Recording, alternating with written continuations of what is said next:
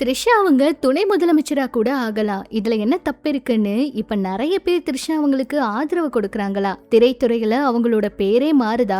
சமூக வலைதளங்கள்ல என்ன பேசுறாங்கன்னு தெரியுமா? முதலமைச்சர் அவரு சுதந்திர தினத்தன்னைக்கு கொடியேத்தினாரு. அந்த விழாவுக்கு விஜய் அவருடைய பெற்றோரோட த்ரிஷா அவங்களும் வந்திருந்தாங்க.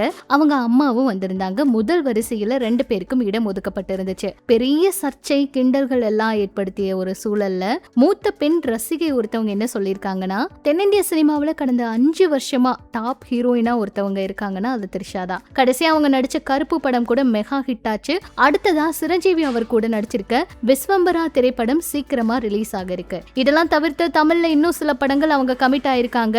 அது மட்டும் இல்லாம இத பத்தின அறிவிப்புகள் எல்லாம் அடுத்தடுத்து வரும்னு சொன்னாங்க. இந்த வயசுலயும் அவங்களுடைய கரியர் செம்ம பிஸியா இருக்கிறது தான் நிறைய பேருக்கு ஆச்சரியமா இருக்கு. த்ரிஷா அவங்க பல வருஷத்துக்கு முன்னாடி கொடுத்திருந்த ஒரு பேட்டியில முதலமைச்சராக போறேன்னு சொல்லியிருந்தாங்க.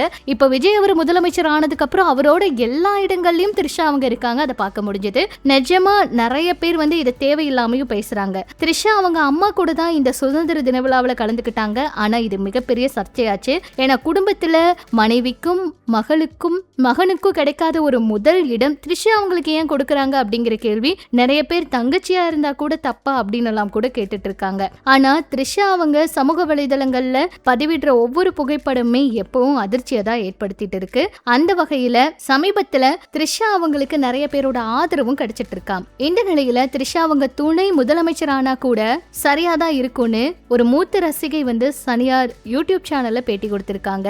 அதுல செல்வி ஜெயலலிதா அம்மா எவ்வளவு போராட்டங்களுக்கு மத்தியில முதலமைச்சர் ஆனாங்க. அவங்க நடிகையாவும் இருந்தாங்க. மிகச்சிறந்த அறிவாளி. அவங்களை முந்துவதற்கு யாராலையும் முடியல. எந்த ஒரு ஆணாலையும் முடியல. எங்கிருந்து கேள்வி வந்தாலும் அவங்க எல்லாத்துக்கும் பதில் சொல்லுவாங்க. அவங்க இருந்த வரைக்கும் இந்த பெண் சிங்கம் மாதிரி இருந்தாங்க. அவங்கள மாதிரி த்ரிஷாவால மாற முடியாதா? இந்த சினிமா துறையில கிட்டத்தட்ட 20 வருஷமா இருக்காங்க. எவ்வளவு பெரிய அறிவாளியா இருந்தா அத்தனை பிரச்சனைகளை சமாளிச்சிருப்பாங்க. ஏன் அவங்க வரக்கூடாது? கண்டிப்பா வருவாங்க.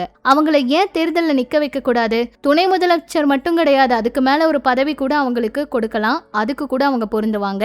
ரொம்ப அறிவாளி அவங்க.